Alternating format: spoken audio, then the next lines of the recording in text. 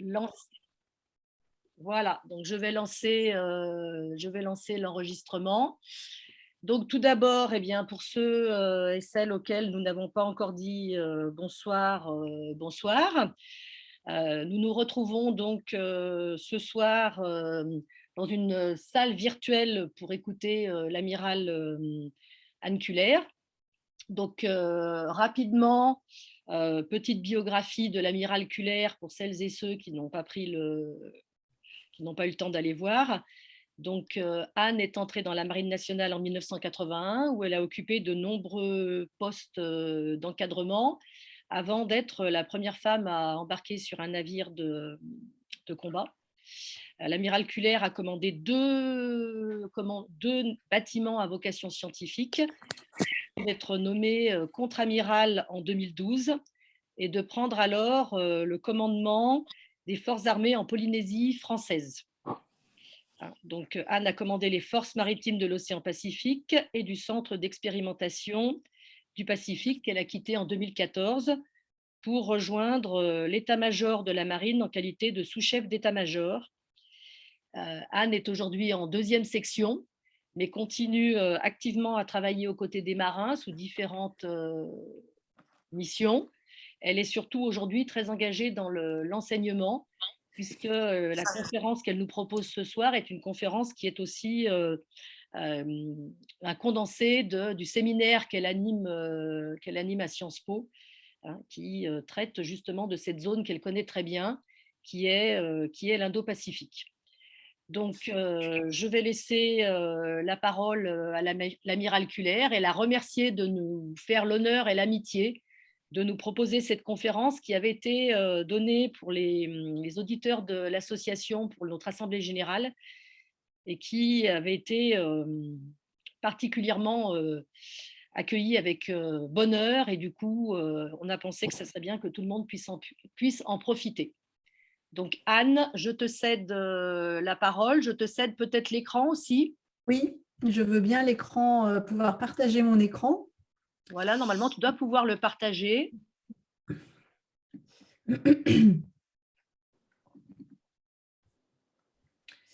Alors, hop, voilà. Normalement, vous devriez pouvoir voir mon écran. Normalement, on le voit. On le voit? Ouais, en tout cas, moi, je le vois. D'accord.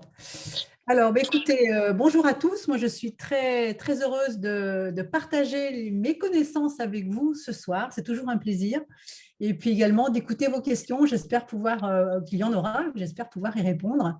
Donc, ma fin de carrière, effectivement, c'était à l'état-major des armées, dans la division Indo-Pacifique que j'ai dirigée. Donc, j'ai commencé à connaître un petit peu cette zone. Puis, en tant que chef des forces françaises dans le Pacifique, où donc j'ai eu la chance de représenter le chef d'état-major des armées dans la zone Indo-Pacifique. Donc, c'était pas uniquement, je ne représentais pas uniquement l'état-major de la marine, mais bien le chef d'état-major des armées. Et puis ensuite, mon dernier poste, c'était chef des opérations, sous-chef des opérations de la marine. Et donc, j'ai dû encore traiter pas mal de choses dans cette zone Indo-Pacifique qui va nous occuper aujourd'hui.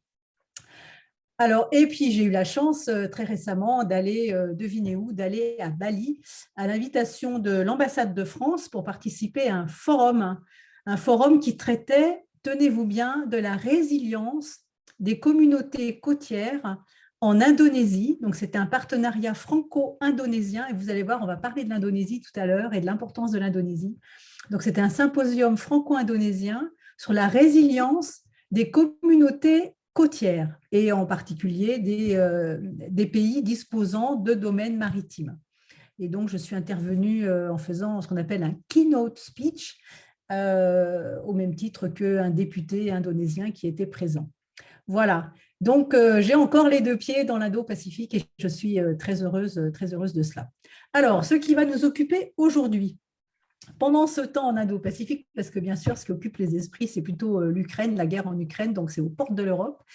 Mais loin de nous, il se passe également des choses. J'en ai retenu deux en particulier, parce que sinon, le sujet est très vaste.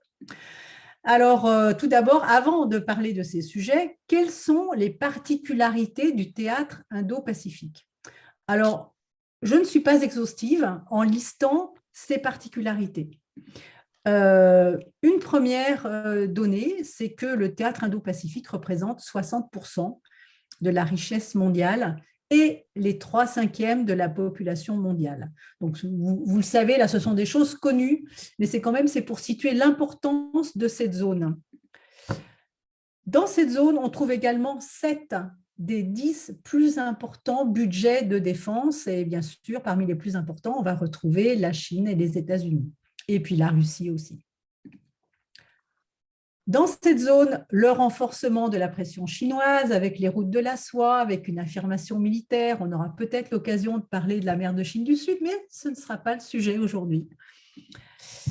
L'intensification de la compétition sino-américaine, c'est vraiment, on ne peut pas comprendre l'Indo-Pacifique si on ne passe pas au travers de ce filtre de cette compétition sino-américaine, parce que c'est véritablement ce qui oriente, on va dire, les actions de beaucoup de pays dans la zone, à commencer par l'Australie, on l'a vu et on va en parler, mais également des pays de l'ASEAN, l'association des pays du sud-est asiatique, cette grosse compétition sino-américaine.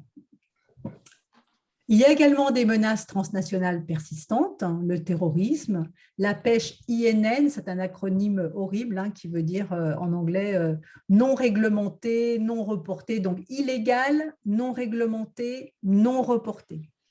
Donc retenez simplement la pêche illégale et puis bien sûr le changement climatique qui impacte lourdement en particulier les petits pays de la zone du Pacifique Sud, ce que dans le jargon local, on appelle Océania, donc tous les pays, les Pacific Island Countries, qui sont lourdement impactés par le changement climatique. Et puis des menaces de prolifération, et là on pense bien sûr à la Corée du Nord. Et puis enfin, la montée des tensions autour de Taïwan, puisque l'Ukraine, est-ce que ça pourrait donner des idées à Xi Jinping? On va le voir tout à l'heure. Voilà un petit peu quelles sont ses particularités. Encore une fois, je suis consciente de ne pas être exhaustive. Et on va rajouter dans cette particularité, je ne l'ai pas mis là, mais pour mémoire quand même, nous y sommes. La France est un pays de l'Indo-Pacifique, bien évidemment, avec des territoires en océan Indien, la Réunion, dans le canal du Mozambique, et puis également, bien sûr, dans le Pacifique avec la Nouvelle-Calédonie et la Polynésie française et Wallis et Futuna. Voilà, donc voici maintenant les sujets dont nous allons parler. On va parler du premier sujet qui est lié à l'AUKUS. Vous savez, cette alliance américano-britannique-australienne qui nous est tombée littéralement sur le nez en septembre dernier. Et la question, c'est bien sûr que la France, elle doit se repositionner après ce que l'on va appeler, côté français, la débâcle de l'AUKUS. Et le deuxième sujet, ça va être la réintégration pacifique de Taïwan qui revient sur le devant de la scène. Alors, j'ai mis pacifique entre guillemets parce que c'est l'appellation que lui donne la Chine continentale.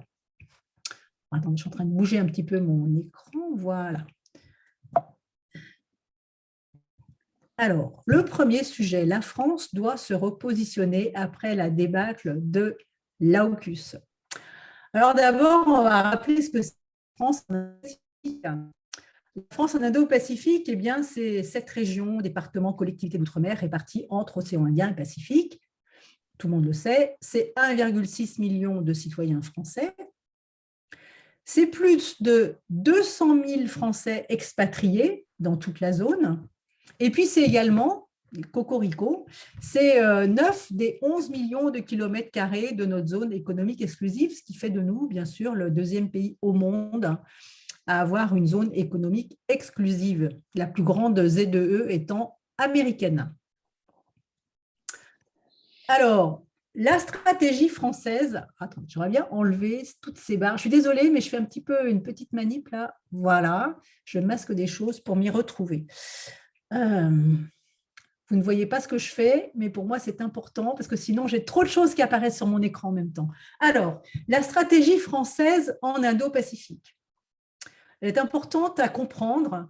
L'objectif global, il date de 2018-2019. On reprend les propos du président Macron. Maintien d'un espace ouvert et inclusif, libéré de toute forme de coercition et fondé sur le respect du droit international et du multilatéralisme. Alors là-dedans, on retrouve des choses que l'on va retrouver dans beaucoup de pays de la zone, en particulier cette première mention d'un espace ouvert, Open Indo-Pacific, Open and Free Indo-Pacific, ça on va le retrouver un petit peu partout. Inclusif, hein, c'est plutôt franco-français, c'est-à-dire qu'on respecte, on est ouvert à d'autres pays, libéré de toute forme de coercition, on pense très fortement bien sûr à la Chine et à ce qui est en train de se passer en mer de Chine du Sud, où la Chine pratique ce qu'on appelle la politique des petits pas. La difficulté étant qu'une fois qu'elle a avancé d'un pas, il va être très compliqué pour elle et pour nous de la faire reculer. Il n'est pas question, vu de son côté en tout cas, qu'elle recule. Et fondée sur le respect du droit international, en particulier le droit international maritime, donc la liberté de haute mer, et du multilatéralisme, encore une fois, cette ouverture à tous ces pays. Voilà un petit peu sur quoi se base la pierre angulaire de notre stratégie française en Indo-Pacifique. Alors, ces piliers, on va les décliner, et en particulier le premier qui nous intéresse, hein, puisque nous sommes IHEDN, nous intéresse la sécurité et défense, mais il y a 4 piliers dans cette stratégie française en Indo-Pacifique: sécurité défense, économie, promotion du multilatéralisme et de la règle de droit, et puis engagement en faveur des biens communs, ce qu'on appelle les Global Commons, en particulier les océans, l'espace, etc. Nous, on va s'intéresser à ce pilier-là, sécurité et défense. Et avant d'entrer dans cette problématique de l'AUKUS, on s'en remet comment, c'est intéressant de voir ce que la France met dans ce pilier-là. Comment ça se décline finalement, parce que dans cette stratégie française en Indo-Pacifique, c'est ce pilier qui a été le plus développé, beaucoup plus que les autres. Alors d'abord, dans ce pilier, on va retrouver, évidemment, puisque nous sommes présents en Indo-Pacifique, tout ce qui est, encore une fois, sécurité et défense, hein, souveraineté et protection. Souveraineté et protection, ça veut dire pour nous que l'on va surveiller et que l'on va contrôler nos espaces et leurs approches. Jusque-là, rien de très compliqué, ça paraît logique, c'est vraiment, je dirais, la base. On va également contribuer à la sécurité régionale. Alors voilà, il y a un petit peu plus de choses là-dedans. Ça se traduit comment? Par des exercices multilatéraux, je vous en ai listé quelques-uns, d'actualité, hein, puisqu'ils se sont déroulés en 2021 et début 2022. Des opérations de secours dans le cadre des accords France.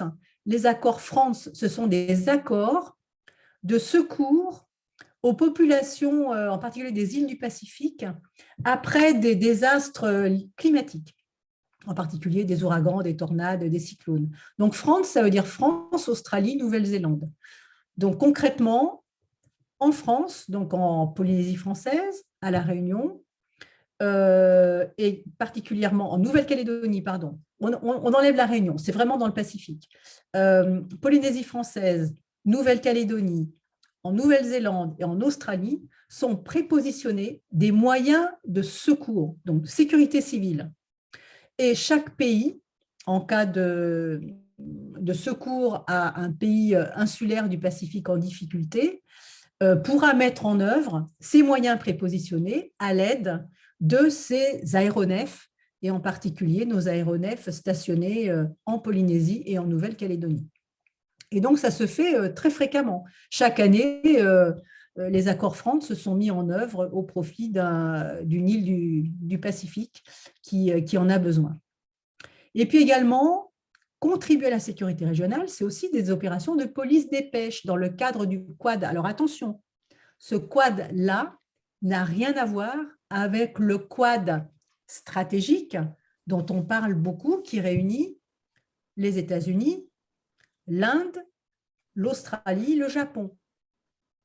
Ça, c'est complètement différent. Ce Quad-là, c'est un Quad, c'est une organisation entre la Nouvelle-Zélande, l'Australie, la France et les États-Unis, encore une fois en Polynésie, pour faire des opérations de police des pêches. Alors, ça sert à quoi? Mais là aussi, On est dans le Pacifique Sud, plus particulièrement.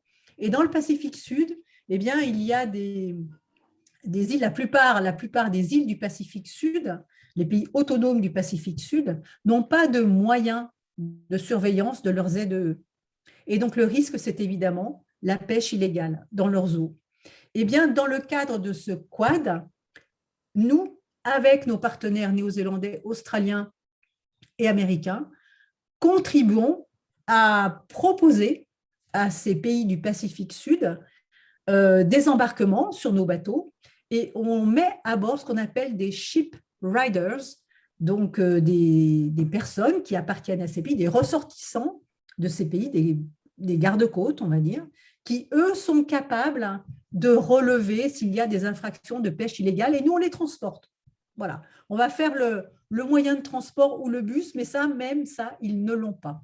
Par contre, on peut les aider à surveiller leur zone.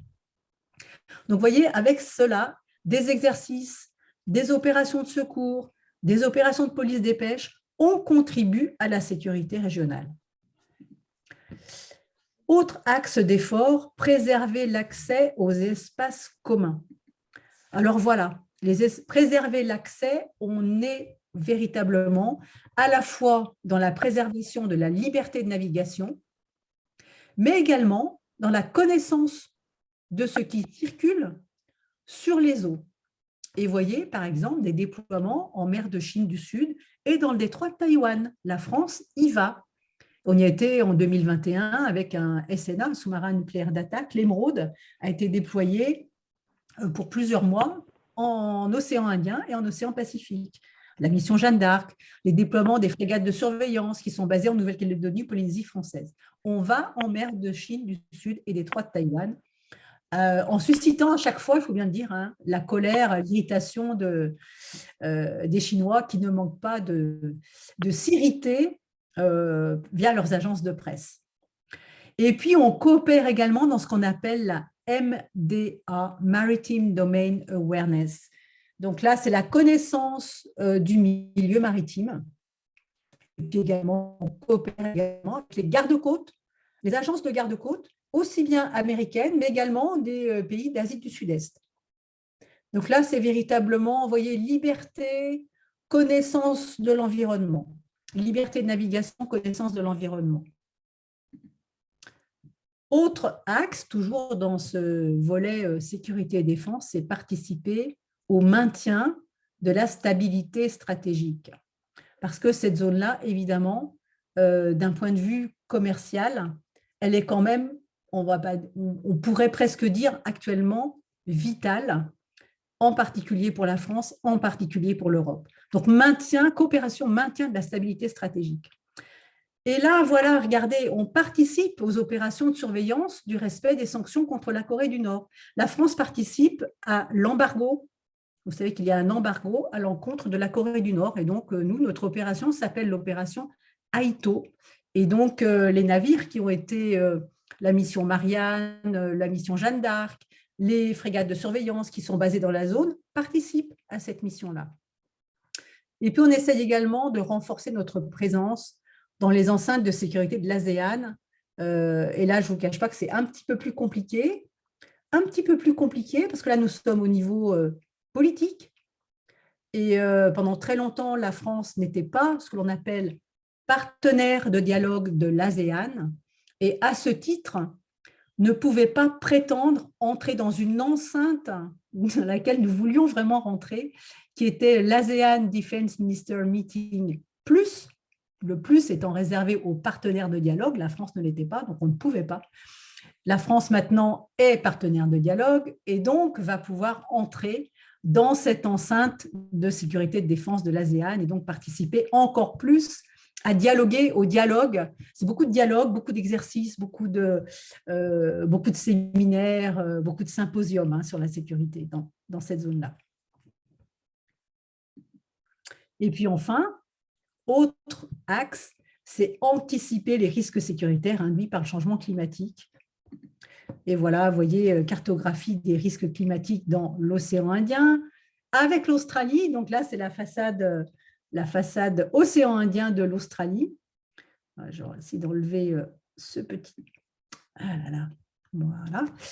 Et puis, coopération avec les membres du South Pacific Defense Minister Meeting, SPDMM. Donc là, c'est les ministres de la Défense. Vous voyez comme le Pacifique Sud est important pour la France. D'abord parce que nous y sommes, bien évidemment, et donc on a un rôle à jouer. Donc on a envie de jouer avec les grands, et vous verrez tout à l'heure qu'il y a des grands, mais on n'oublie pas également notre particularité, qui est que la plupart de nos territoires d'outre-mer, ce sont des îles.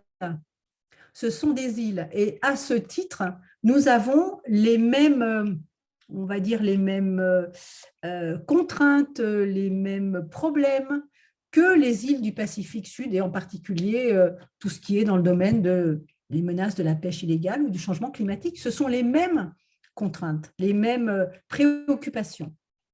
Et donc, nous nous réunissons régulièrement avec les ministres de la Défense du Pacifique Sud. Et donc, c'est notre ministre des Armées qui participe.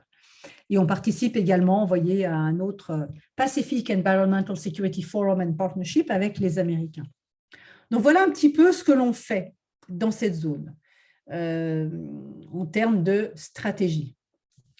Alors, l'Indo-Pacifique, voilà comment ça se présente. En 2019, la Direction générale des relations internationales et de la stratégie du ministère des Armées a sorti une stratégie dans laquelle on retrouve, vous voyez, ces images-là qui sont, à mon sens, un petit peu compliquées à lire et à décrypter, mais on a à peu près tout dessus. Regardez, dans cette zone-là, on va regarder un petit peu quels sont nos partenariats. 5 commandements militaires répartis entre 3 forces de souveraineté, ici dans cette zone, ce qu'on appelle les FASOI, les forces armées de la zone sud de l'océan Indien, les FANC, les forces armées en Nouvelle-Calédonie, et puis les FAPF, forces armées en Polynésie française, et enfin 2 forces de présence, ici aux Émirats arabes unis et à Djibouti. Globalement, tout ça, ça nous fait quand même 7000 personnels déployés de manière permanente. Et on est le seul pays européen dans cette zone à pouvoir se targuer d'être à la fois présent, donc un pays de l'Indo-Pacifique, à avoir 7000 militaires déployés en permanence. Et puis, ne pas oublier que nous avons aussi 18 attachés de défense accrédités dans 33 pays, ce qui n'est pas anodin. Vous voyez, alors je ne sais pas si vous arrivez à lire là, mais les enceintes de dialogue globalement auxquelles nous participons, bon, ne les retenez pas tous, mais nous sommes dans tous les grands dialogues, forums, symposiums, tout ce qui peut se faire, se dire dans la zone, aussi bien dans le domaine de la défense, dans le domaine de la sécurité environnementale également, nous y sommes.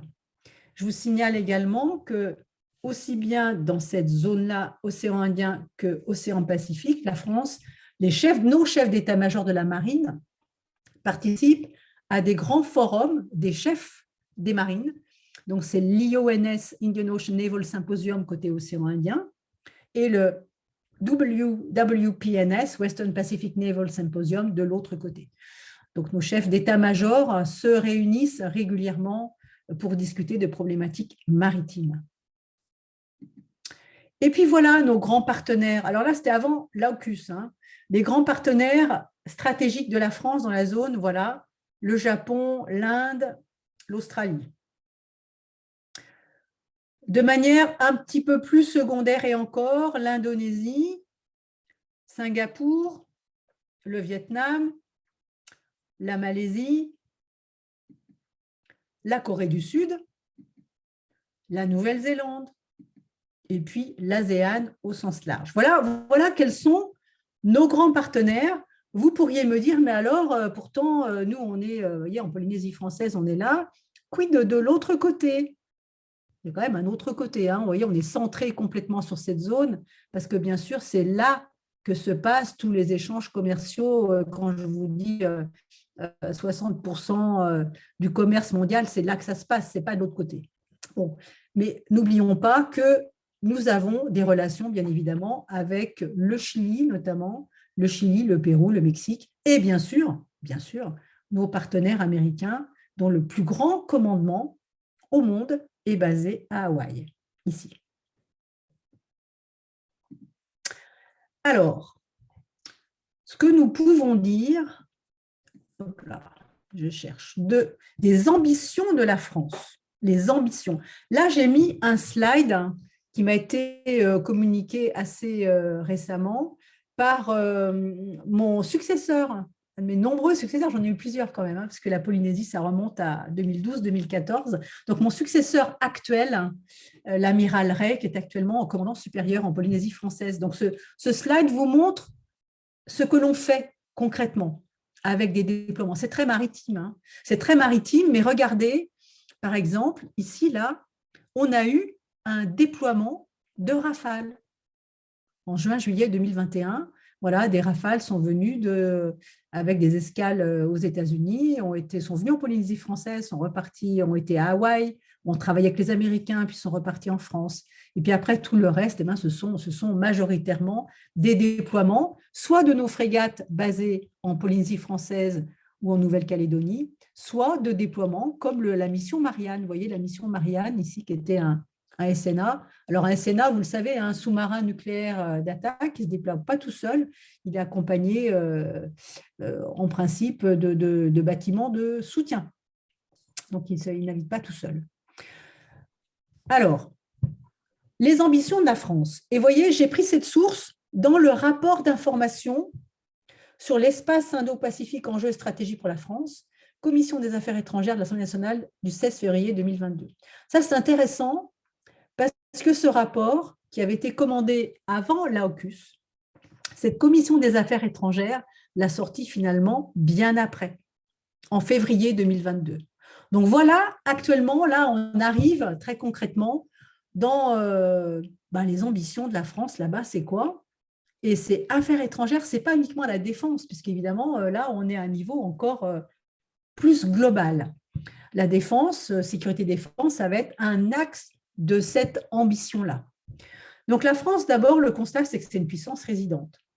Jusque-là, nous sommes tous d'accord.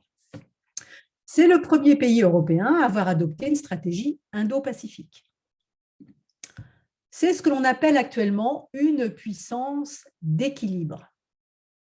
Alors ça, c'est assez amusant parce que cette puissance d'équilibre qui est que l'on parle d'abord à tout le monde, hein, on parle aussi bien à nos partenaires de l'ASEAN, au Japon, à l'Inde, mais on parle aussi à la Chine. On échange même avec la Chine. Hein. Mon successeur, l'amiral Ray, m'a dit très récemment, j'ai échangé avec mon homologue à Qingdao. Donc, on se parle là. Coopération de défense est au cœur de l'approche française. La coopération de défense est au cœur de l'approche française. C'est ce que je vous disais tout à l'heure. Vous voyez, dans ces 4 piliers de la stratégie française, la coopération de défense est bien au cœur. L'ambition est de mener une stratégie plus large. Et voilà, une stratégie plus large qui inclut le renforcement de partenariats bilatéraux, l'investissement dans les organisations régionales et la promotion dans des biens publics mondiaux, santé, climat, biodiversité. Et donc, on élargit. Alors, c'est très théorique tout ça, hein, bien sûr. C'est très théorique par rapport à… Voilà, nous, on est un petit peu dans le domaine de la défense par rapport à des déploiements concrets, par rapport à des militaires stationnés en permanence, par rapport à un nombre de militaires. Tout ça, ça reste encore un petit peu théorique, on va dire. Et puis, l'AUKUS est arrivé quand même. Alors, voilà comment ça s'est passé. Hein. Président Biden qui annonce l'effort que nous lançons aujourd'hui contribuera à maintenir la paix et la stabilité dans la région Indo-Pacifique. Et de son côté, à cette nouvelle, le président Xi Jinping qui s'émeut et qui dit la région Asie-Pacifique ne peut ni ne doit retomber dans les confrontations et les divisions de la guerre froide. Donc voilà, cette inquiétude qui se manifeste quasi immédiatement. Alors là, je vous ai mis une carte qui pour ceux qui sont intéressés, hein, vous avez la source ici, là. Vous pourrez revenir puisque c'est enregistré, Thinking in Space Net. Donc, c'est un auteur américain, un cartographe. Pour les curieux, vous verrez sur cette carte des lignes, voilà, pointillées là, qui montre globalement, ici, là d'abord, ici, les lignes de câbles sous-marins. Donc, vous avez tous les câbles sous-marins de la zone, donc c'est assez intéressant. Les lignes en pointillés, ici, là, montrent des zones de 1000 km à partir des points de Midway, de Pearl Harbor, de Guam, Vanuatu, etc. Donc, de 1000 nautiques à partir de ces points. Et donc, ça veut dire qu'un sous-marin qui transite à 20 nœuds couvre globalement ces 1000 nautiques. J'ai plus ma petite flèche là. Voilà, ces 1000 nautiques, vous voyez ça, en environ 2 jours. Bon, c'est vraiment à titre amusant un petit peu. Et puis, il a montré également les pays de l'AUKUS. Voilà, les États-Unis, la Grande-Bretagne et puis l'Australie. Mais voilà, pour ceux qui aiment un petit peu le, comment dirais-je, qu'est-ce qu'on peut faire avec un sous-marin, etc. Il a rajouté certains détails là-dedans qui sont intéressants. Alors, l'Alliance AUKUS, c'est quoi? D'abord, ce sont des consultations qui vont permettre à l'Australie d'acquérir des sous-marins à propulsion nucléaire. On ne parle pas d'armement nucléaire. Ce sont des consultations pour permettre à l'Australie d'acquérir des sous-marins à propulsion nucléaire. Et puis également, ça vise à améliorer les capacités et l'interopérabilité des outils militaires de ces trois pays. En faisant un focus sur les capacités cyber, l'intelligence artificielle, les technologies quantiques et des capacités sous-marines supplémentaires. Tout ça avec des échéances. Bon, les sous-marins, globalement, c'est 2040, à peu près. On n'est pas très sûr, hein, 2040 quand même. Et puis, tout ça, le reste, c'est de maintenant jusqu'à environ 2030. Donc, on évolue ensemble, on améliore. Alors, ce qui est intéressant, j'ai discuté récemment avec le chef des forces aériennes dans le Pacifique, le général commandant les forces aériennes dans le Pacifique, comme PACAF. Et donc, je lui ai demandé alors, l'Alliance AUKUS, là, pour vous, là, c'est vraiment que des sous-marins ou est-ce qu'il y a aussi autre chose? Donc, je lui ai dit, voilà, ce que l'on comprend de l'Alliance, c'est que ce n'est pas que des sous-marins. Selon lui, véritablement, c'est les sous-marins. Le reste, c'est de l'emballage. Alors, je cite, hein, c'est une vision. C'est une vision, ça peut être également de son côté des éléments de langage. Donc, je ne me prononce pas là-dessus. Mais pour lui, véritablement, ce sont les sous-marins. Alors, on peut épiloguer longuement sur mais pourquoi les sous-marins, etc., etc. Ce que je peux vous dire, alors là, c'est mon expérience qui parle, qui vaut ce que ça vaut, hein, parce que ça a été analysé dans tous les sens, donc c'est véritablement peut-être un petit bout de la lorgnette. Quand je suis arrivée en 2012 dans la zone Pacifique en tant que commandant supérieur, j'étais naturellement en relation avec mon homologue, donc le chef d'état-major de la marine australienne. Et donc, à l'époque, en 2012, c'était le début. Il n'était pas encore question de contrat, c'était vraiment l'étude, phase étude, phase on monte l'équipe France. Et à l'époque, c'était le ministre Le Drian qui était aux manettes, qui d'ailleurs monté une véritable équipe France. Et je pense, souvenez-vous des mots très durs que M. Le Drian a eus au moment de l'annonce, eh bien, c'était aussi parce qu'il était véritablement aux manettes à ce moment-là. Et ce contrat sous-marin, on le lui doit en grande partie, il faut bien le reconnaître. Donc, que me disait ce chef d'état-major de la marine australienne à l'époque, hein, en 2012, à l'époque, il n'y avait pas encore, il n'était pas question de contrat signé. Il me disait, mais vous n'y pensez pas.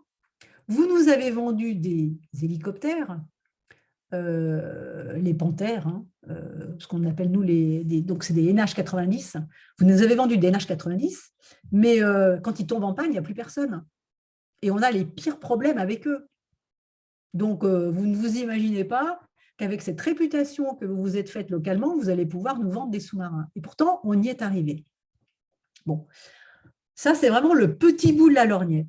Et ensuite, pendant toute cette période-là, de 2016 à peu près jusqu'à maintenant, là, pendant 5 ans, qu'est-ce qui s'est passé?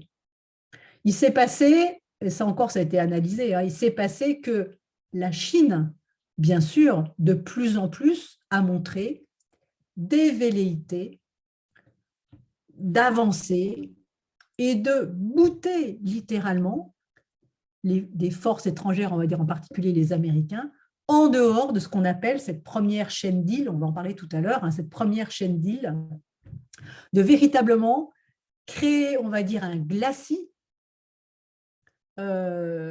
en faisant chinoise la mer de Chine. Ce n'est plus la mer de Chine, ce serait la mer de la Chine.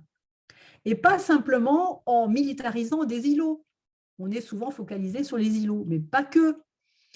En implantant également des missiles sur toute sa frange côtière, donc sur la Chine mainland, on va dire, hein, en impliquant des missiles et en mettant en place ce que l'on appelle une politique A2AD, donc c'est Anti-Access Air Denial, Anti-Access Air Denial, donc faire en sorte que des bateaux ou des aéronefs étrangers ne puissent plus rentrer dans une zone déterminée. On empêche, littéralement.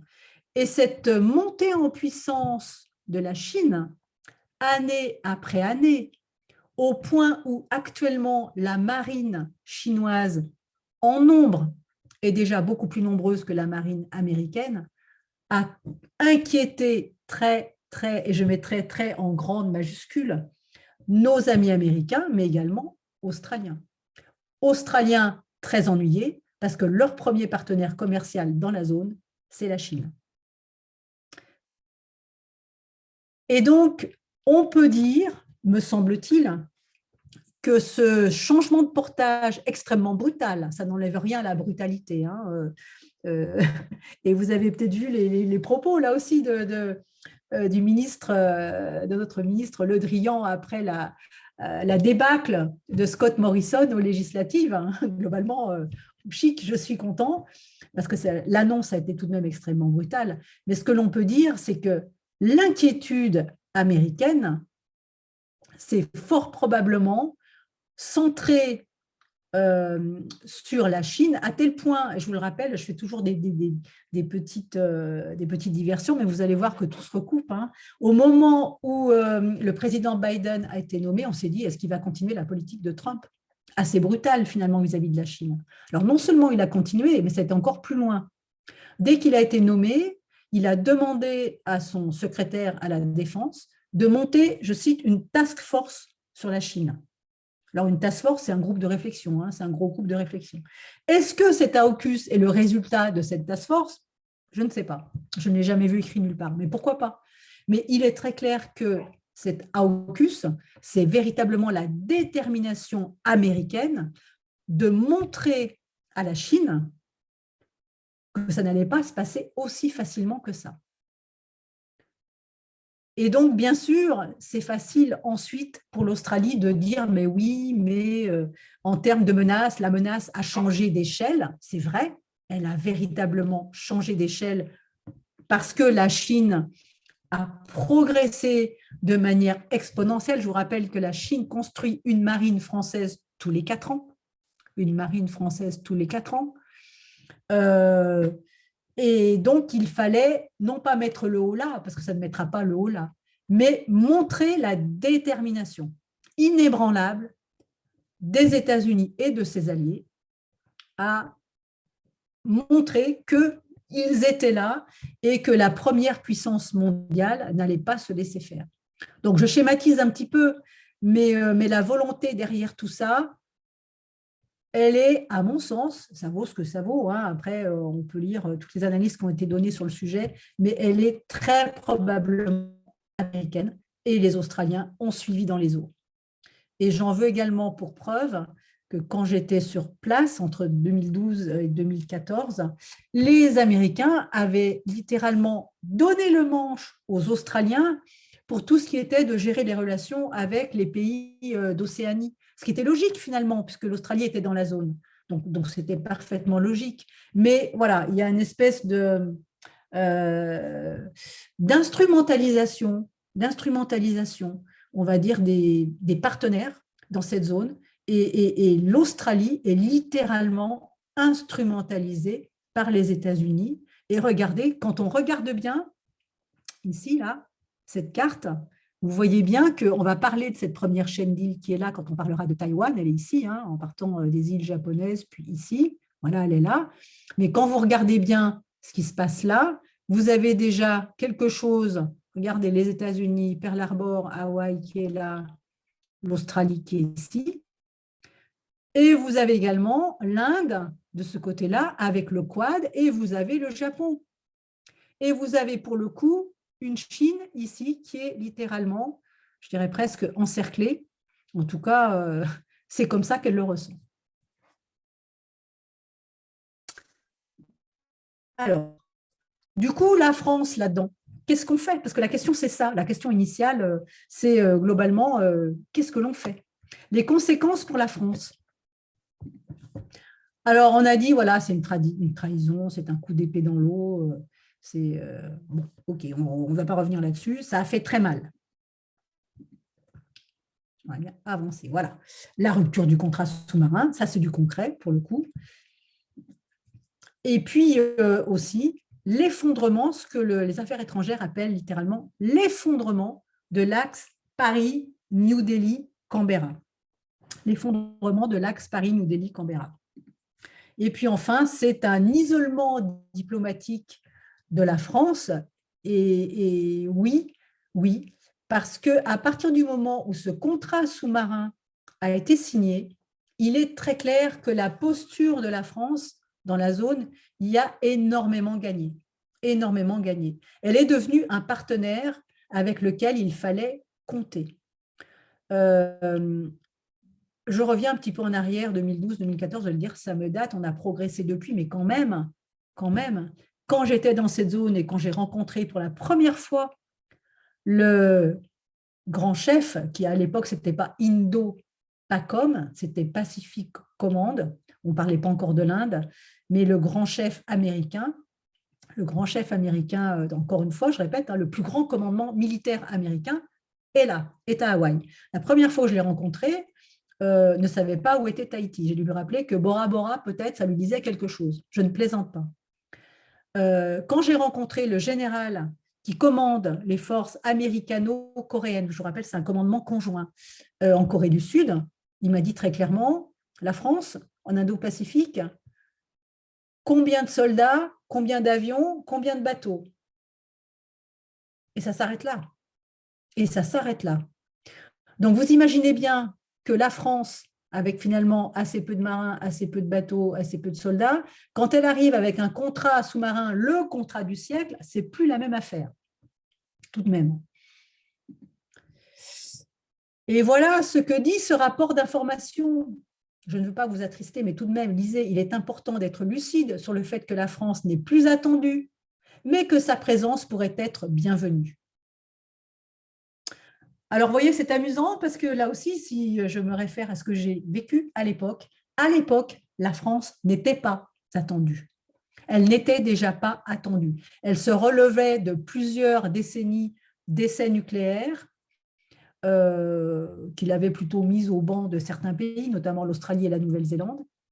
Elle se cherchait un rôle, effectivement, puisque pays de l'Indo-Pacifique, puisque deuxième plus grande ZEE, et on était toujours dans le « et donc ?» Et on est revenu à la case départ. Il est important d'être lucide sur le fait que la France n'est plus attendue, mais que sa présence pourrait être bienvenue. Quel aveu! Alors, les réactions à l'Alliance. Là, je vous ai mis un petit slide là pour comprendre quand même que tous les pays ne soutiennent pas cette alliance. D'abord, le soutien, bon, bien sûr, Tokyo, c'est quand même l'allié depuis la Deuxième Guerre mondiale. Tokyo et le Japon est protégé littéralement par les États-Unis, donc accord de défense, donc on soutient. OK, pas de surprise. Les Philippines se sont dites favorables. Le Vietnam également. Et puis Singapour. Neutralité, Corée du Sud. Vous voyez déjà, alors qu'il y a un commandement américano-coréen, commandement conjoint dans la zone. Et vous verrez tout à l'heure le nombre de troupes qui est stationné. Puis le Japon a dit oui, mais finalement, bon, mais quand même, attention à ce que ça ne se transforme pas en une alliance de style OTAN. Ils n'ont pas mentionné ce mot-là, mais quand même. Mais quand même. La Malaisie, pas très rassurée non plus. L'Indonésie, non plus, inquiétude, voilà, sur cette alliance-là. Parce que ça leur rappelle, on est dans une logique de bloc. On appelle la logique de bloc. Et donc, ces pays-là qui sont, il manque l'Inde, vous voyez, l'Inde également n'a pas marqué un soutien franc et ouvert, alors elle fait partie du Quad. Et puis l'ASEAN, dans son ensemble, a marqué également une certaine inquiétude, là aussi, parce qu'on parle de logique de bloc dans cette zone, et cette logique-là n'est pas visiblement pas bienvenue. Alors, les options, du coup, vous allez voir pourquoi le slide précédent est important. Et je me réfère toujours à ce même rapport d'information, parce que c'est quand même ça qui insuffle notre politique dans la zone. Alors, garder une voie autonome à l'écart du pacte AUKUS, parce qu'on parle déjà, dans les sphères bien informées, peut-être que les Américains, les Australiens, les Anglais, peut-être qu'ils pourraient être tentés de rallier certains pays dans ce pacte-là, ou de les mettre partenaires, vous voyez, partenaires non participants, mais partenaires dans certains domaines. Se rapprocher des pays qui refusent la confrontation, la logique des blocs, et vous voyez déjà, hein, on pense, ben voilà, l'Inde, ça tombe bien, on y est déjà, l'Indonésie, Malaisie, on les retrouve, ces pays-là qui refusent la logique des blocs. À avoir les moyens de ses ambitions. Un engagement politique plus soutenu. Donc, très clairement, les annonces du président Macron qui datent de 2018-2019, ça ne va pas suffire. Il va falloir y retourner. Plus de capacité pour la marine nationale, nous nous réjouissons, parce qu'on l'a tout le temps dit, nous l'avons tout le temps dit, très franchement. Des frégates de surveillance, pensez-vous que des frégates de surveillance qui ont plus de 30 ans, soit, comment dirais-je, des bateaux dont nous sommes fiers de faire participer, par exemple, au plus grand exercice international dans cette zone-là, par exemple, Rim of the Pacific, qui est le plus grand exercice maritime au monde organisé par les Américains dans la zone. Nous envoyons une frégate de surveillance. Difficile de participer dans ces conditions à des exercices un petit peu sophistiqués de lutte sous-marine, par exemple. C'est très compliqué avec une frégate de surveillance. Orienter les moyens de l'Agence française de développement sur la zone, et pas que sur l'Afrique, qu'on réoriente. Renforcement de certains partenariats bilatéraux. Alors, nouvelle modalité de coopération avec les USA sans alignement. Ce terme-là m'étonne un petit peu parce que, je vais vous dire pourquoi, dans cette zone, en particulier en mer de Chine du Sud, nous avons tout le temps dit que nous n'étions pas alignés, ou pas complètement, sur les États-Unis. En particulier, nous n'avons jamais mené d'opérations de liberté de navigation avec les Américains. Les fameuses Freedom of Navigation Operations que mènent les Américains en mer de Chine du Sud, comme ailleurs, hein, pour faire valoir la liberté de navigation. Nous n'avons jamais fait ça avec eux. Donc, on ne s'aligne pas. Nous sommes leurs alliés, bien évidemment. Le monde entier le sait. Mais nous ne nous alignons pas déjà sur ce qu'ils font. Donc, sans alignement, ça veut peut-être dire on continue sur cette ligne-là. L'Inde reste le pivot, donc il va falloir élargir la coopération. L'Indonésie, l'Indonésie, ben oui, l'Indonésie, cette année, c'est la présidence du G20. C'est également un contrat d'achat de 42 Rafales. C'est le futur dialogue, un futur dialogue 2+2 qu'on l'on envisage. Alors, l'Indonésie devient importante. Et vous voyez, ma participation, ce n'est pas ma participation qui monte, mais l'organisation de ce symposium indonésien, français, sur la résilience des communautés maritimes dans la zone, c'est voilà, les petites pierres que l'on avance avec ce pays-là. Et puis, bien sûr, le Japon, consolidé dans les domaines plus vastes que la défense. C'est compliqué avec le Japon, c'est compliqué avec l'Inde, ça va être compliqué également avec l'Indonésie. C'est compliqué. Sur le Japon, c'est sur le temps long. Et le temps long, c'est compliqué. Je vais vous dire pourquoi. Parce que, par exemple, les généraux en Nouvelle-Calédonie, mais surtout nos amiraux, parce que c'est eux qui travaillent avec le Japon, nos amiraux en Polynésie française changent tous les 2 ans. Or, leurs interlocuteurs au Japon, l'interlocuteur de l'amiral Ray au Japon, c'est le chef d'état-major de la marine japonaise, voire le chef des armées des forces d'autodéfense japonaises. Donc, c'est l'équivalent de notre chef d'état-major des armées. Et nos amiraux changent tous les 2 ans, ce qui n'est pas le cas dans ces pays-là. Leur durée dans le poste est beaucoup plus longue et nous, on change en permanence. Donc, alors que, vous vous en doutez, dans ces pays, la relation personnelle est très importante. Donc, voilà un petit peu comment se présenterait notre relation, nos futures relations dans cette zone-là. Ça ne va pas être simple à mettre en œuvre parce que ça va prendre du temps. Avec l'Inde, ce partenariat, il existe déjà. Donc, on fait déjà beaucoup de choses, exercices Malabar, beaucoup d'exercices dans le domaine de l'armée de l'air, des coopérations dans le domaine du partage de l'information, donc beaucoup de choses. L'Indonésie, l'achat des 42, le contrat Rafale, là c'est quelque chose d'important. Et puis, derrière ce contrat Rafale, il y a aussi un projet de contrat sous-marin, de deux sous-marins. Vous savez peut-être qu'on a construit, pour un pays d'à côté, on a construit la sous-marinade malaisienne. C'est la France qui a construit la sous-marinade, qui a vendu 2 sous-marins de Scorpène à la Malaisie et qui a construit de toutes pièces la sous-marinade malaisienne. L'Indonésie a des sous-marins. L'Indonésie s'approvisionne un peu partout. C'est son problème d'ailleurs. Il s'approvisionne partout en termes d'entretien, de suivi, de logistique. C'est très compliqué. Mais nous sommes réalistes. S'ils nous achètent des sous-marins, on ne va pas dire non. Et puis quand même, voilà, il y a quand même l'Australie. Donc, l'Australie, il va falloir engager le rétablissement des relations avec l'Australie.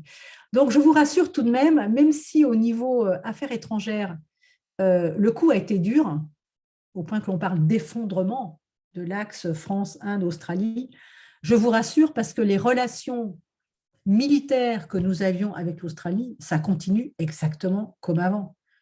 Les exercices continuent, nous invitons nos camarades australiens à participer aux exercices organisés en Nouvelle-Calédonie ou en Polynésie française et inversement. Donc, il n'y a strictement rien qui change. L'organisation France de secours suite aux désastres climatiques ou autres existe toujours.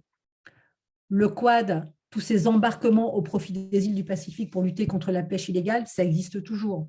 Donc, rien n'a fondamentalement changé. Et la plupart, pour ne pas dire tous les militaires australiens rencontrés et américains disent « nous n'étions pas au courant ». Nous n'étions pas au courant de l'AUKUS. Donc, ça s'est passé véritablement au niveau stratégico-politique, on va même dire politique.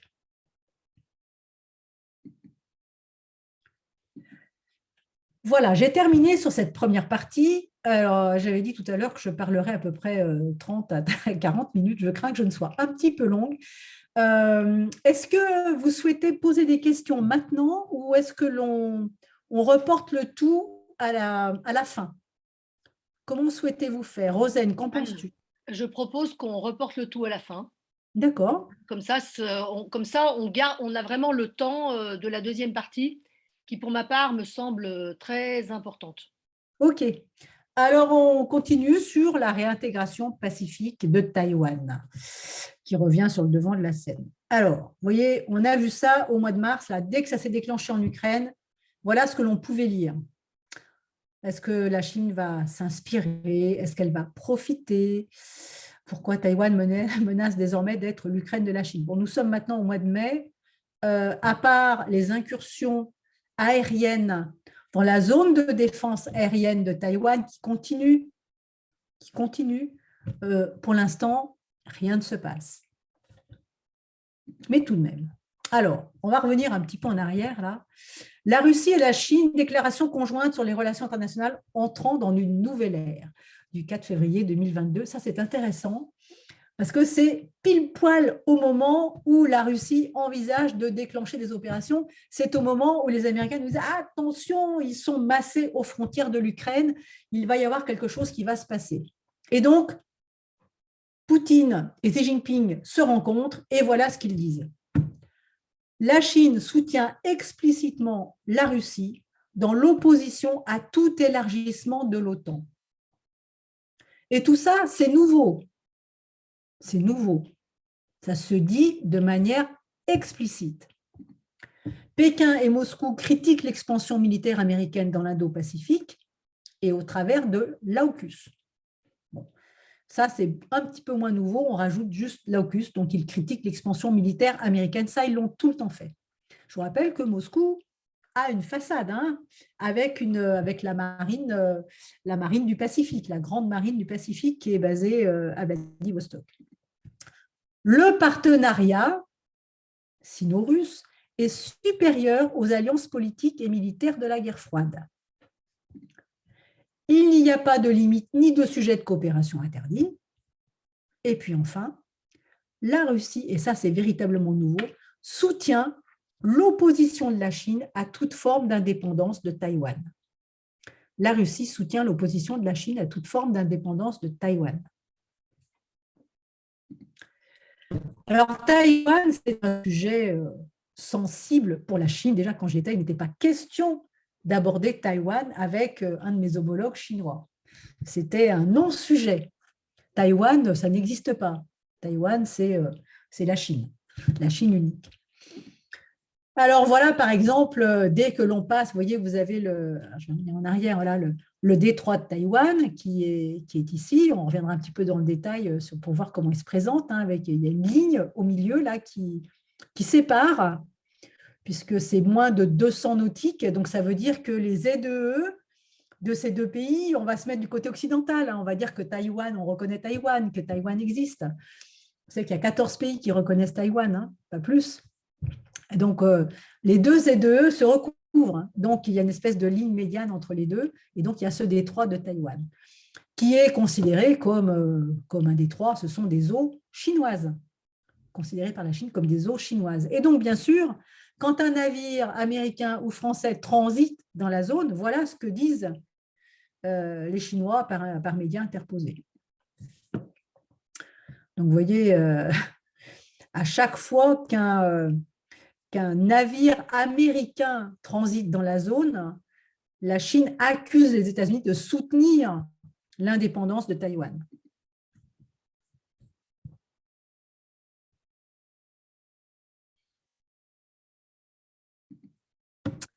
Alors, ce qu'il faut comprendre, et là, il faut changer un petit peu de paradigme. Vous êtes en Chine, là. Vous voyez, la Chine est là, ici. Et donc ici, vous avez l'océan Pacifique. Alors, vous voyez, ce n'est pas tout à fait la vision à laquelle nous sommes habitués, mais c'est important pour comprendre ce qu'est Taïwan pour la Chine. D'abord, Taïwan, c'est une vulnérabilité, véritablement. Et c'est une vulnérabilité parce que la géographie telle qu'elle est là, elle emprisonne littéralement la Chine. Regardez, quand on parle de chaîne d'îles, la première chaîne d'îles, elle est là, le Japon, Taïwan, pile poil au centre, Luzon, Palawan, etc., etc. Là, vous avez l'Indonésie, ici, là, c'est la Thaïlande, vous avez le détroit de Malacca ici, vous avez Singapour ici. Ça, c'est la première chaîne d'îles. Ce n'est qu'une géographie. La deuxième chaîne d'îles, elle est là, ici, avec Guam, Palau. Donc là, ce sont les îles du Pacifique, ici, là. Donc déjà, une géographie qui n'est pas évidente pour la Chine, parce que dans ces eaux, la mer de Chine de l'Est, la mer de Chine du Sud, ce sont majoritairement des petits fonds. Et pour les marins, les petits fonds, quand on a des sous-marins, surtout des sous-marins nucléaires lanceurs d'engins, ce qui est le cas de la Chine, c'est pas top. C'est vraiment pas top. Donc déjà, géographiquement, ils se sentent, on va dire, emprisonnés avec Taïwan vraiment au milieu là. Et alors, cette géographie, elle est pénalisante pour eux parce que leurs approvisionnements, en particulier en pétrole et en gaz, ils passent par là, par Malacca. Et Malacca, c'est pas chinois. Malacca, c'est Singapour. Malacca, c'est l'Indonésie. Malacca, c'est la Malaisie qui mettent en place des patrouilles pour éviter la piraterie. Donc les Chinois ne sont pas chez eux ici, donc ils se sentent vulnérables. S'ils veulent contourner Malacca, détroit de la Sonde, détroit de Lombok, c'est un peu plus loin tout de même, hein, mais quand même, il faut encore passer. Ce sont des détroits. La Chine n'est pas chez elle. Ils appellent vraiment ça le dilemme de Malacca, c'est-à-dire que si Malacca est fermé, admettons que Singapour, la Malaisie, l'Indonésie s'unissent pour fermer Malacca aux importations ou aux exportations. Exportations, puisque la Chine, évidemment, est un pays exportateur. Eh bien, la Chine a un vrai problème.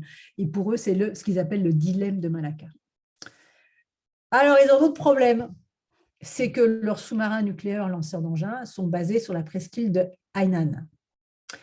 Et il faut les faire sortir. Les sous-marins nucléaires lanceurs d'engins, ce n'est pas pour rester ici. Hein. Ce n'est pas ça. C'est la dissuasion. Et donc, il faut les faire sortir dans le Pacifique. Et ils sortent où? Ils peuvent sortir ici, dans le Bashi Strait, ici qu'on ne voit pas. C'est une zone un petit plus profonde. Du coup, c'est la seule zone où un sous-marin peut sortir véritablement en plongée. Ah ben oui, mais ça passe devant Taïwan. Et ici, là, un autre détroit, ah ben oui, et ça passe devant le Japon. C'est maîtrisé par le Japon. C'est tout de même gênant. C'est tout de même très gênant. Et puis là, vous avez les bases maritimes chinoises, Qingdao, Ningbo, Changjiang, ici, là. Vous voyez, ces trois bases, ces grandes bases maritimes, la flotte du Sud, etc., du Nord. Et puis vous avez, alors on va revenir sur ces bases, mais vous allez voir pourquoi elles ont leur importance. Et vous avez en plus qui les empoisonnent des différents territoriaux avec le Japon et la Corée du Sud. Et ça, c'est permanent.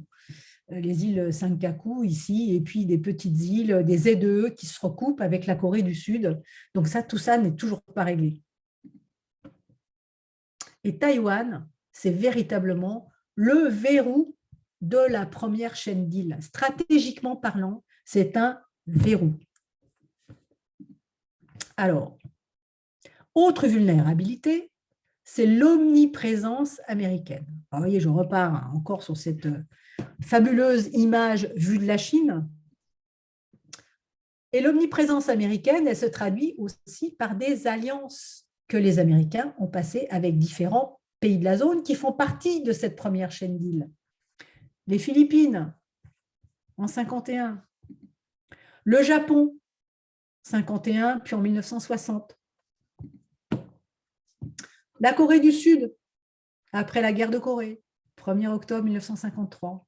Des alliances de défense qui impliquent un stationnement de personnel. Par exemple, en Corée du Sud, vous avez 50 000 Américains. Rien que ça, stationnés en Corée du Sud. Au Japon, 28 500 personnes. Soldats, marins, aviateurs américains. Et puis aux Philippines, vous avez épisodiquement, donc selon le bon vouloir du président philippin, on verra ce qui se passe avec le nouveau président Marcos. Donc épisodiquement, les Américains ont accès aux bases navales philippines, puisqu'il y a une alliance entre les Philippines et les États-Unis. Mais il n'y a pas de personnel stationné en permanence. Mais ce n'est pas tout. C'est pas tout. On les retrouve partout, ces Américains. On les retrouve bien sûr dans cette chaîne d'îles japonaise, là, ici. On les retrouve ici à Singapour, parce qu'ils ont une base logistique à Singapour. On les retrouve encore au-delà à Guam. et j'aurais dû mettre ici à Palau, de toute façon, le petit drapeau va apparaître, au bilan, c'est tout de même 200 bâtiments sous-marins, etc. Et regardez, lisez ça. Le général MacArthur, en 1951, disait « À partir de cette chaîne d'îles, donc la première chaîne d'îles, nous pouvons dominer avec la puissance maritime et aérienne chaque port asiatique de Vladivostok à Singapour et empêcher tout mouvement hostile dans le Pacifique. » Donc, vous voyez que si je me mets du côté chinois, tout de même, ils ont toutes les raisons, ces Chinois, de se penser contained, contenus, emprisonnés par cette omniprésence américaine. Et l'histoire a prouvé, si on remonte dans le passé, l'histoire récente, en tout cas par exemple par les Japonais, vous savez qu'il y a eu une présence japonaise sur Taïwan lors des 2 guerres sino-japonaises, celle qui a eu lieu avant la Deuxième Guerre mondiale, bien avant, donc c'était en 1895, et celle à la veille de la Deuxième Guerre mondiale. Pendant les 2 guerres sino-japonaises, les Japonais ont envahi Taïwan et ont menacé directement la Chine. C'était le pont japonais était ici, la tête de pont était là, ici sur Taïwan. Et si on remonte, alors je connais mal l'histoire chinoise, mais les experts, ce que j'ai lu en tout cas, on remonte au 15e, 16e siècle et plusieurs dynasties, notamment les Qing en particulier, là, se sont sentis menacés par des sectes qui se sont installées sur Taïwan et qui menaçaient littéralement la Chine côtière, les villages côtiers chinois. Donc la Chine est complètement imprégnée de cette omniprésence américaine qui constitue une véritable menace pour eux et elle est permanente puisqu'ils sont à leur porte. Donc vulnérabilité. Mais c'est aussi du coup, vulnérabilité, c'est aussi une opportunité pour eux, évidemment. Et c'est ce qui explique pourquoi jamais la Chine ne lâchera Taïwan, en dehors du discours historique qui est fait pour la population, pour faire comprendre. En dehors de ça, regardez, Taïwan est aussi bien évidemment une opportunité à l'inverse pour la Chine. Je reprends ces bases maritimes, là, ces 3 bases maritimes importantes. Voilà où on peut faire sortir les bateaux. Jusque-là, les bateaux, les sous-marins chinois qui veulent aller dans le Pacifique, ils passent par là. Sous les yeux des Japonais, sous les yeux des Taïwanais. Et voilà. Et qu'est-ce qui se passe? Encore une fois, là, on retrouve Taïwan, forteresse centrale, on va dire le sémaphore au milieu de ce dispositif. Et pour le coup, si, en admettant, si Taïwan voulait à tout prix, comment dirais-je, être en animosité avec la Chine, eh bien, le fait d'avoir un Taïwan ici militairement fort, eh bien, ça empêche littéralement les marines, la marine chinoise, d'avoir libre accès, comme elle le veut, entre la mer de Chine de l'Est et la mer de Chine du Sud, parce que Taïwan pourrait tenir le détroit. Et donc, la Chine se trouverait avec ses bases maritimes complètement éclatées de part et d'autre, avec donc une grande problématique de soutien logistique.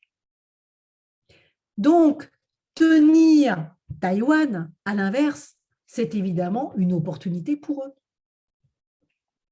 militairement parlant.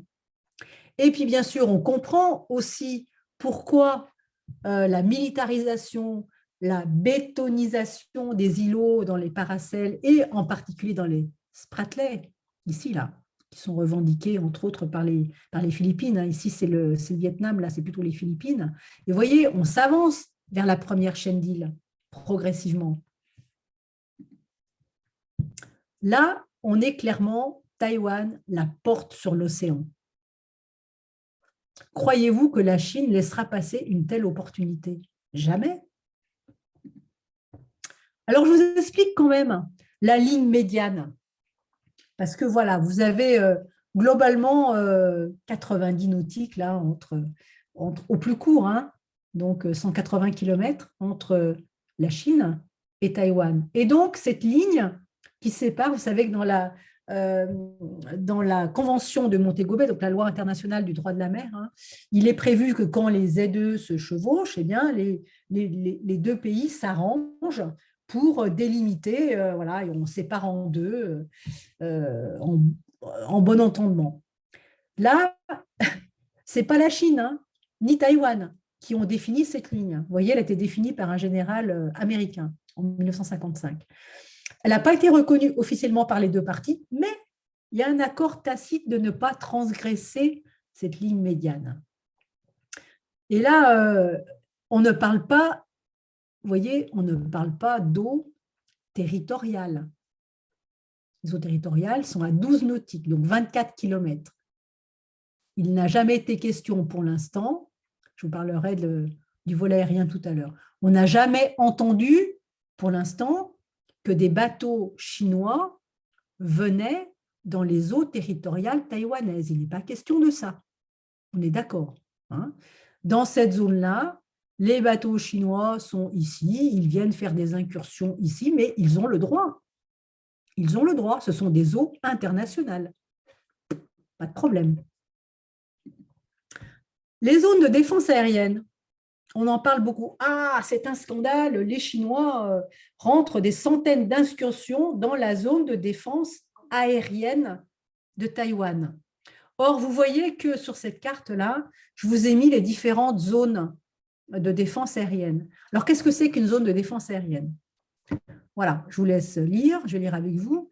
C'est un espace aérien au-dessus de la terre ou de l'eau dans lequel l'identification, la localisation et le contrôle des aéronefs sont effectués dans l'intérêt de la sécurité nationale. Identification, localisation, contrôle des aéronefs sont effectués dans l'intérêt de la sécurité nationale. La plupart des pays ont décrété des ADIZ, dont la France, dont les États-Unis. Pas de problème. Et regardez, peu de personnes le savent, l'ADIZ de Taïwan, regardez, elle va jusqu'au territoire chinois. Elle rentre là-dedans. Les ADIZ peuvent être déclarées unilatéralement. Unilatéralement, il y a besoin de l'accord de personne pour des raisons de sécurité. Elles ne sont pas des espaces aériens souverains, et ça, c'est important. Elles ne sont pas des zones d'exclusion aérienne. Elles ne sont pas des espaces souverains, je reviens dessus, parce que quand on dit que on confond souvent, les journalistes confondent souvent espace souverain et zone d'identification aérienne. Oui, les avions chinois rentrent régulièrement dans l'ADIZ taïwanaise. Néanmoins, ils ne rentrent pas dans le volume aérien taïwanais, dans le volume souverain, donc qui est à l'aplomb des 12 nautiques maritimes, hein. Voilà, vous avez la surface, je dirais, sur 24 km, et au-dessus, vous avez ce volume aérien qui est un espace souverain. Les Chinois ne rentrent pas dedans. Alors, ce qui ne veut pas dire qu'ils ont raison de faire ce qu'ils font. Ils font après tout ce qu'ils veulent. Mais dans une ADIZ, ils peuvent y rentrer. De la même manière que les avions taïwanais peuvent rentrer ici, là, mais là, pour le coup, là, attention, on rentre dans la zone souveraine chinoise. Il faut l'accord de la Chine pour rentrer. L'ADIZ, elle est faite de cette manière-là parce que ça permet au pays, en l'occurrence Taïwan, de savoir à l'avance ce qui va la survoler. Et c'est tout. C'est pour ça qu'elle est là.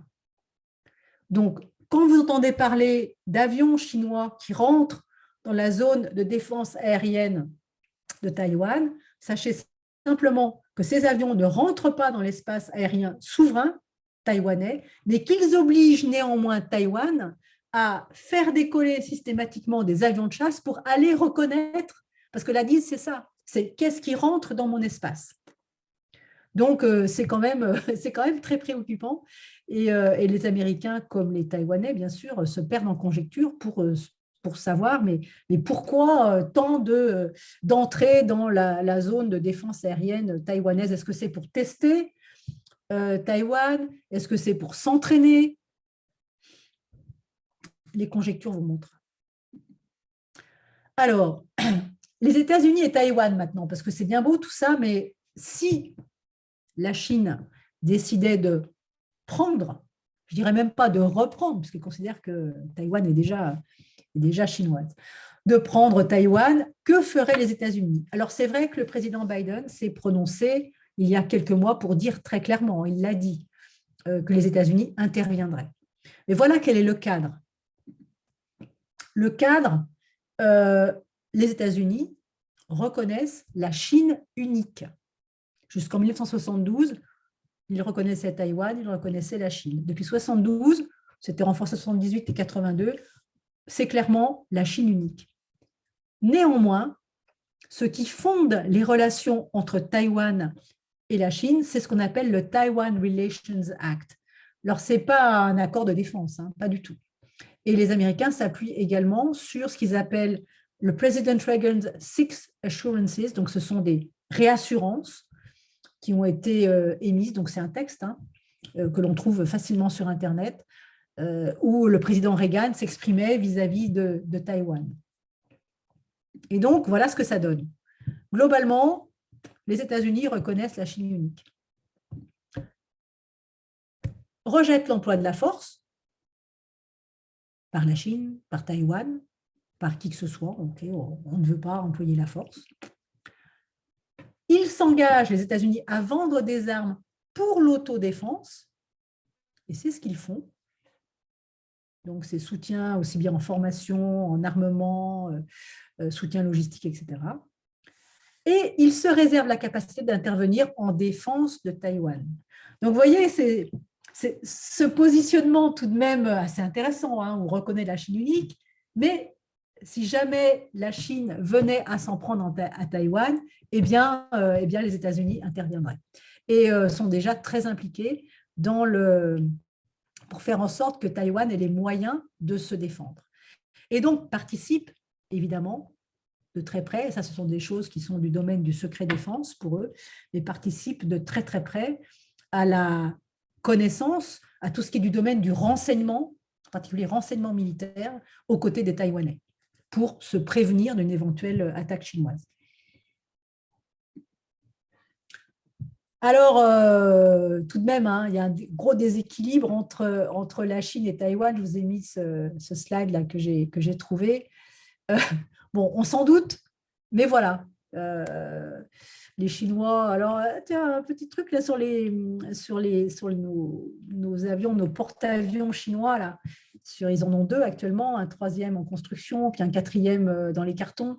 J'ai demandé toujours au chef, à PACAF, comme PACAF, donc au commandant des forces aériennes américaines dans le Pacifique, qu'est-ce qu'il pensait des porte-avions américains. Il m'a dit clairement, j'en pense pas grand-chose. C'est-à-dire que ce sont des cibles. Pour eux, ce sont des cibles. Ce qui est beaucoup plus inquiétant pour eux, ça c'est intéressant, pour comprendre la valeur militaire chinoise, qui est beaucoup plus important pour eux, ce sont les missiles qui sont emportés sur les navires, sur les frégates, les destroyers chinois, et les missiles que les Chinois installent sur leur défense côtière. Ça, oui, pour eux, c'est un véritable problème. Déjà, maintenant, tout de suite. Vous voyez, les porte-avions chinois, pas grand-chose. Donc, pour revenir à notre déséquilibre de force, oui, il y a un déséquilibre de force flagrant, et c'est la raison pour laquelle le président Biden a dit très clairement, oui, nous serons là au cas où, parce que les Taïwanais seuls ne pourront pas faire grand-chose, tout de même. Et le déséquilibre des forces, voilà, c'est aussi face la Chine, face à Taïwan, donc avec, je vous l'ai montré, ces grandes bases navales ici, là.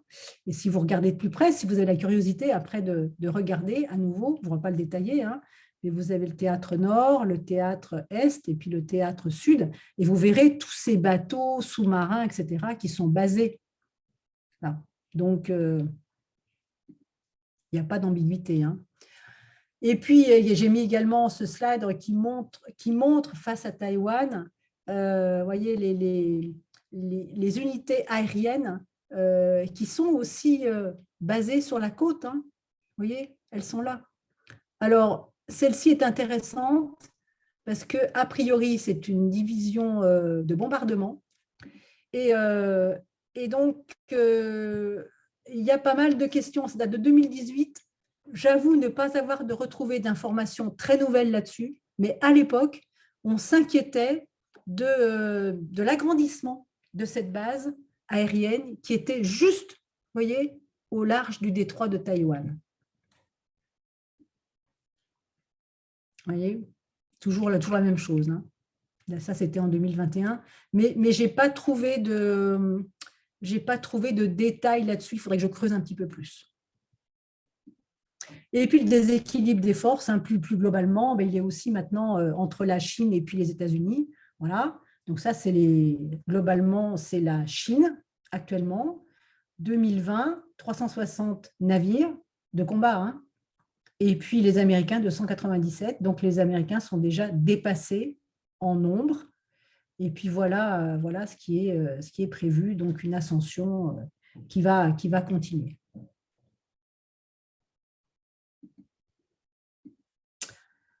Alors, qu'est-ce que c'est que ce que Xi Jinping appelle la réunification pacifique? C'est intéressant ça, pacifique. Voilà ce qu'il a déclaré le 9 octobre 1921. Réaliser la réunification de la patrie par des moyens pacifiques est dans l'intérêt général de la nation chinoise, y compris des compatriotes de Taïwan.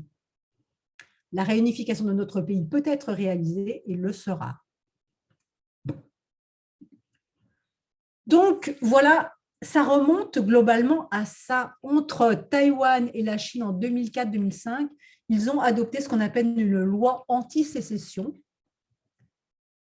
qui veut dire clairement, Taïwan et Chine, nous sommes globalement d'accord que Taïwan ne va pas se séparer de la Chine. Mais il n'y a pas de calendrier qui est imposé à Taïwan. Donc, vous voyez, ce n'est pas nouveau tout de même. Hein. On s'appuie, côté chinois, on s'appuie sur quelque chose qui existe. Simplement, il n'y a pas de calendrier. Alors, la question, c'est, est-ce que ce calendrier, ça va se faire, cette réunification, en 2027? Ça, c'est les estimations américaines. En 2050, au moment de la date de la grande réunification chinoise? Telle est la question. Et là, on n'a pas de réponse. Et voilà, j'ai beaucoup parlé et maintenant, je vais écouter vos questions. Si je ne vous ai pas trop fatigué, je vais arrêter de partager. Non, je vais arrêter le partage. Ah non. Alors, je ne sais plus comment on partage. Tu peux l'enlever peut-être. Ah ouais. Alors, attends. Partage d'écran. Ah, mais là, du coup, ça va au mien. Hop là. Mettre le partage en pause. Mettre fin au partage, normalement. Oui, mais je n'ai pas. Bon, c'est pas grave. Est-ce que j'ai arrêté le partage là? Non, on voit toujours ton écran, mais on te voit toi aussi. Voilà. Tant mieux. Voilà. C'est drôle parce que je vois nouveau partage. C'est rigolo ça. Je ne vois pas mettre fin au partage. Bah oui, ah, si, pardon. Voilà, je suis de retour. Voilà. Alors, ben, écoute, Anne, je ne sais pas, moi, je n'ai pas trouvé ça long. Je pense que le sujet méritait d'être un peu plus que survolé. Donc, merci beaucoup parce que c'est d'une richesse assez conséquente et je pense en effet que ça méritera d'être largement revu. Donc, nous avons des remerciements, mais nous sommes finalement pas très nombreux, une trentaine. Donc, je propose que ceux qui souhaitent poser une question utilisent lever la main. Donc, est-ce qu'il y a des questions? Ils sont peut-être timides d'avoir à échanger avec la femme la plus gradée de toute l'histoire de la marine. Oh non, je pense pas, mais là, ça fait un petit moment que je parle, ça a pu fatiguer. Hein.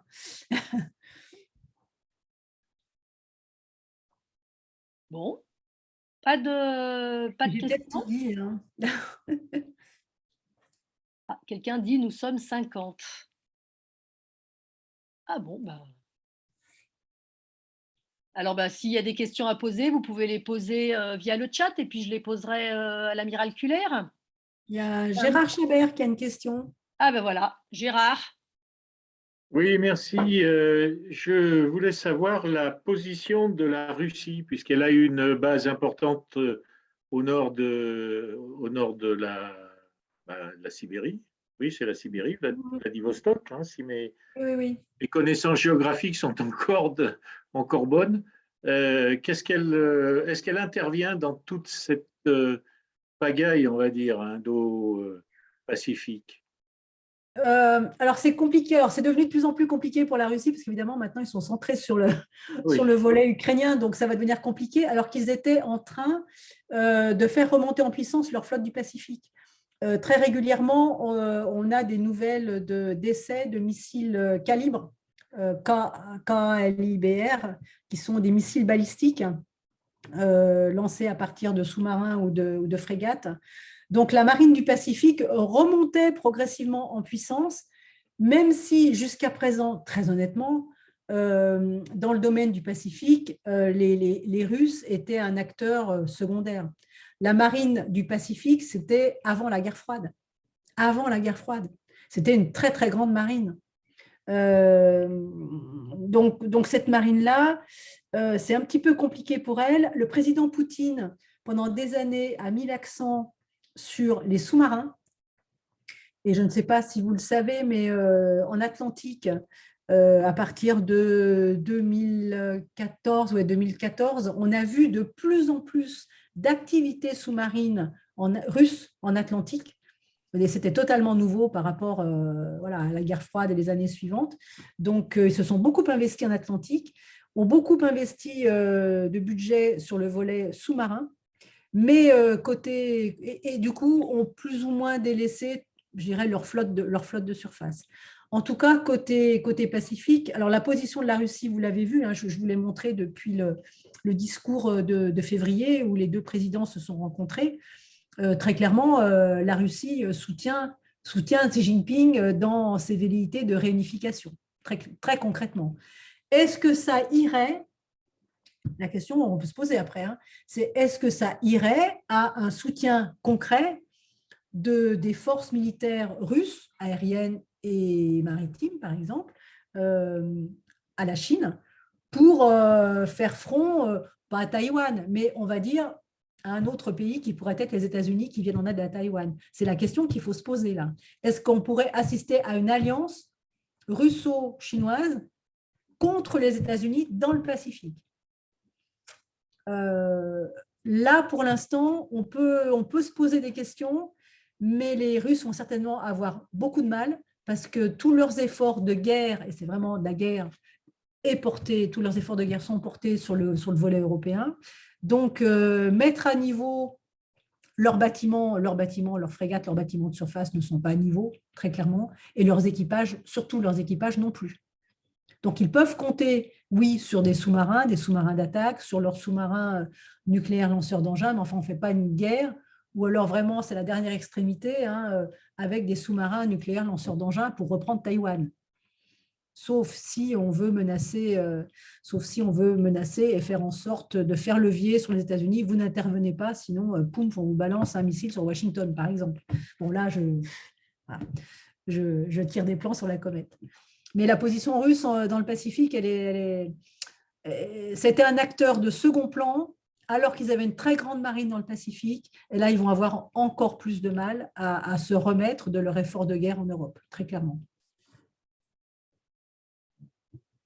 Très bien. Peut-être une autre question?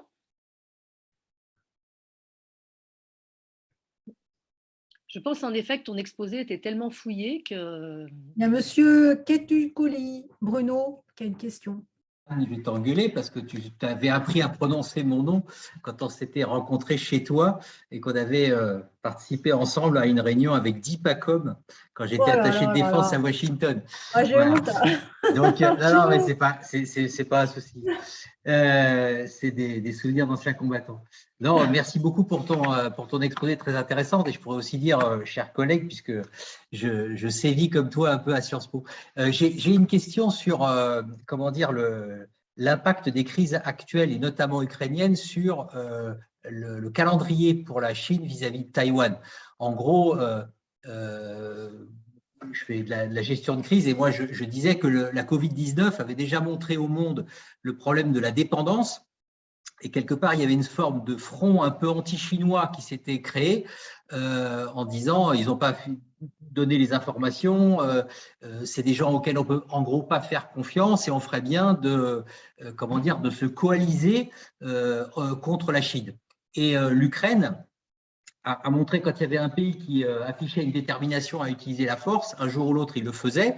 Et comme la Chine fait à peu près la même chose vis-à-vis de Taïwan, il y a évidemment un cumul. Donc, si on agite le Covid et l'Ukraine, grosso modo, le contexte est très défavorable à la Chine parce que le monde est en train de s'unifier, de vouloir limiter sa dépendance et de vouloir contrer cette fois-ci de façon active pour éviter le fait accompli, la prise de Taïwan. Et Biden, il a redit aujourd'hui, et cette fois-ci, la Maison-Blanche n'a pas rétro-pédalé, que les États-Unis utiliseraient la force pour protéger Taïwan.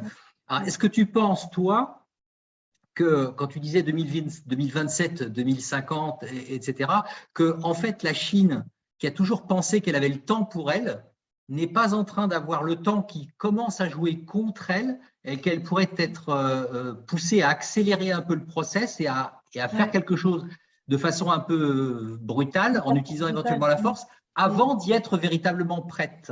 Ouais, c'est possible, hein, c'est possible. J'imagine que on a lu, j'imagine, des tas d'experts là qui parlent du sujet. Oui, la Chine est en posture délicate et également au niveau commercial. Donc,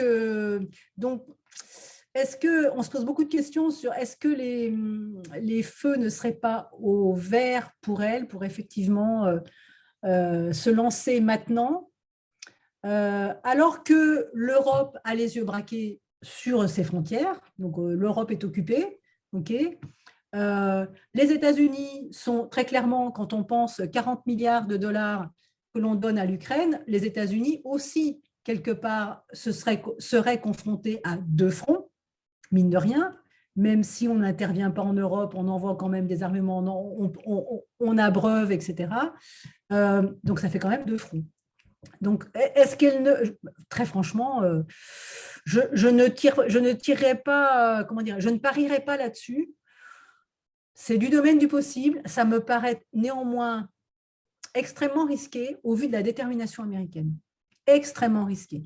Parce que ce serait, si Xi Jinping rate son coup, pour le coup, c'est le régime communiste qui s'effondre. Et je ne pense pas qu'il puisse risquer ça. Donc, mais en voyant le comportement du président Poutine, qui est un comportement, on va dire, très individualiste, très individuel, avec un culte de la personnalité, on retrouve ce culte de la personnalité chez Xi Jinping également. Donc, donc c'est compliqué à se prononcer. Je sais pas. Là j'ai franchement du mal à dire il va se passer ça, il va se passer ça. C'est très compliqué. Joker, on va dire. Peut-être une dernière question et puis nous allons remercier l'amiral. Donc, j'ai pas tous les participants, donc je vois pas les. Moi, je vois une main, je vois Michel là, qui lève la main. Michel Baudert qui lève la main, oui. Bonjour, amiral. Merci de cette belle et très intéressante conférence. Je vais vous demander si le blocus actuel du port de Shanghai n'est pas une espèce d'arme à double détente qui permette à la Chine de dire, voyez, si vous nous embêtez un peu trop, on bloque le commerce mondial. J'aimerais avoir votre avis.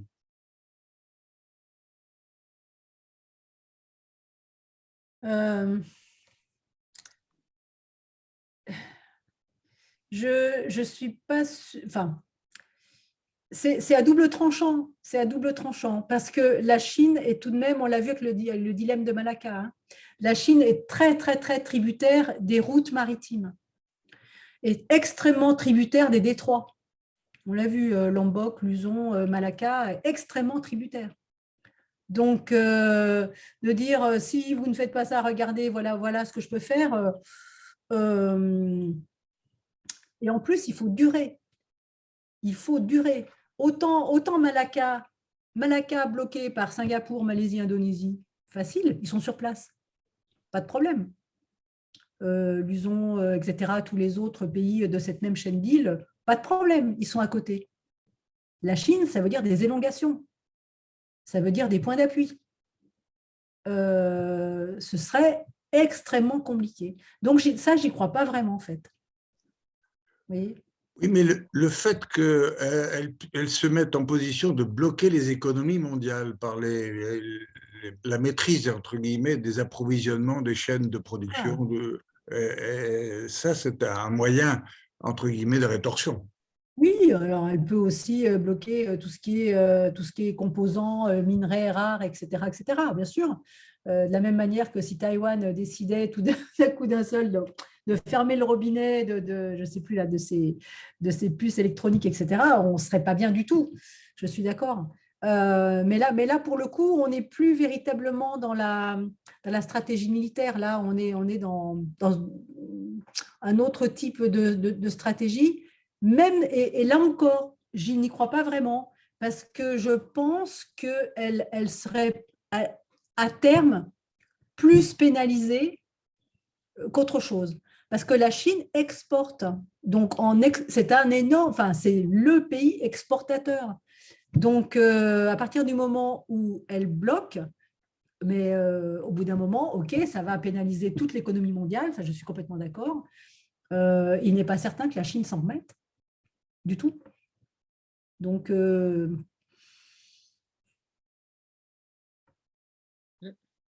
À double tranchant. ouais, c'est à double tranchant. Hein. Eh bien, écoutez, je pense qu'il est temps de se quitter. Il est 20h13. J'espère que, comme moi, vous avez passé un excellent moment. En tout cas, merci beaucoup, Amiral Culler. Merci beaucoup, Anne. C'était passionnant. J'ai encore appris plus de choses que la dernière fois. Et oui, mais c'est pour ça, j'avais tellement été moi-même passionnée, et en plus par cette projection centrée sur la Chine des problématiques, faire ce pas de côté qui nous éloigne de l'européanocentrisme, que c'est voilà, c'est roboratif et ça fait plaisir d'avoir cet éclairage-là. Donc, je vous souhaite à tous et à toutes une belle soirée. Ceux qui sont dans la région, je vous rappelle que mercredi soir, nous avons une conférence, un ciné-conférence sur les chasseurs alpins, le 13e BCA de chasseurs alpins à Chambéry. Et j'espère que vous pourrez nous rejoindre parce qu'il y a un petit week-end, on va dire. Mais voilà, c'est notre prochaine activité. Et puis au plaisir de vous retrouver par la suite.